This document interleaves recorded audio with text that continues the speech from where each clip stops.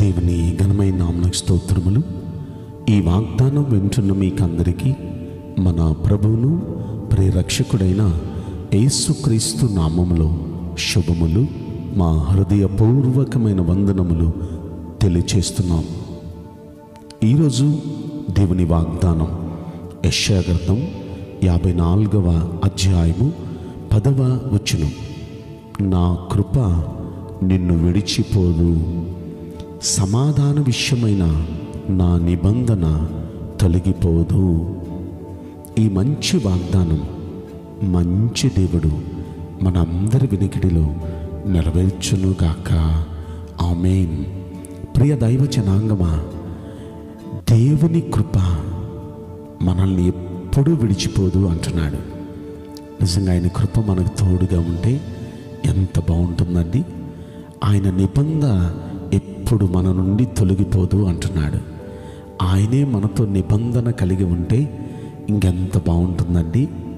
అయితే గమనించండి, ఆయన కృప తొలగిపోదు అని ఎందుకు చెప్తున్నాడు అంటే జాలితో. జాలేసింది. అప్పటికి ఎన్నో దెబ్బలు తిని ఇజ్రాయేలీలు ఎన్నో సమస్యలు పాలైపోయారు. గాలి వాన చేత ఇటు అటు కొట్టబడుతూ ఆదరణ లేక దిక్కులేని పరిస్థితుల్లో ఉన్నట్టుగా అయిపోయారు వాళ్ళ పరిస్థితి. ఇజ్రాయేల్ సమాజం అలాంటి సమాజాన్ని ఆయన చూచాడు, జాలిపడ్డాడు. జాలిపడి వారితో మాట్లాడటం ప్రారంభించాడు.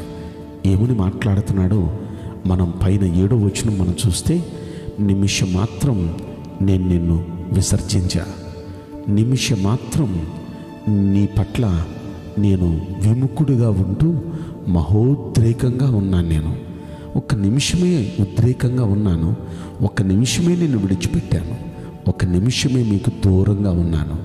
అయితే ఆ నిమిషం మీ జీవితాల్ని తారుమారు చేసింది, మీ పరిస్థితులని మార్చేసింది. దెబ్బ మీద దెబ్బ, దెబ్బ మీద దెబ్బ తింటూ దెబ్బతిని నలిగిపోతున్నారు. ఇలాంటి పరిస్థితుల్లో నేను మళ్ళీ మిమ్మల్ని సమకూరుస్తాను, నేను మళ్ళీ నా నిత్యమైన వాత్సల్యతను కృపను మీకు చూపిస్తాను. నేను ధైర్యంగా ఉండండి. నేను మాటిస్తే తప్పే మనిషిని కాదు, నావుతో మాటిచ్చాను కదా. ఇక మీదట ఇలాంటి జల ప్రళయంతో నేను ప్రపంచాన్ని నాశనం చేయను అని మాటిచ్చాను. నా ఊహ పట్ల నేటి వరకు కూడా నెరవేరుస్తూ వస్తున్నాను కదా. నేను ఎందరికో మాటిచ్చాను, అందరి జీవితంలో నెరవేరుస్తూ వచ్చాను. మీకు కూడా నేను ఒట్టు పెట్టుకొని నేను మాటిస్తున్నాను. ఇక మీ మీద నేను కోప్పడను, ఇక మిమ్మల్ని నేను ఒక్క నిమిషం కూడా విడిచిపెట్టను. నా కృప ఎప్పుడు మీకు ఇక దూరం చేయను. సమాధాన విషయమైన నా నిబంధన మీ నుండి తొలగిపోదు. ధైర్యంగా ఉండండి, నేను మిమ్మల్ని కడతాను. నిజంగా దేవుని కృప మన పరిస్థితులను బాగు చేస్తుంది, మన బ్రతుకులను కడుతుంది దేవుని కృప. అయితే ఇక్కడ ఎలా కడతానంటున్నారు ఒక్కసారి మనం పరిశీలిస్తే 11వ వచనం అంటాడు. 11వ వచనం కానుండి, నీలాంజనములతో నిన్ను నీ కట్టడమును కడతాను, నీలములతో నీకు పునాదులు వేస్తాను, మాణిక్య మణులతో నీ కోట గుమ్మములను, సూర్యకాంతములతో నీ గుమ్మములను కట్టుదును, ప్రశస్తమైన రత్నములతో నీకు సరిహద్దులను ఏర్పరచుదును. అంటే ఇవన్నీ కాస్ట్లీ స్టోన్స్, చాలా ఖరీదైన రాళ్ళు ఇవి.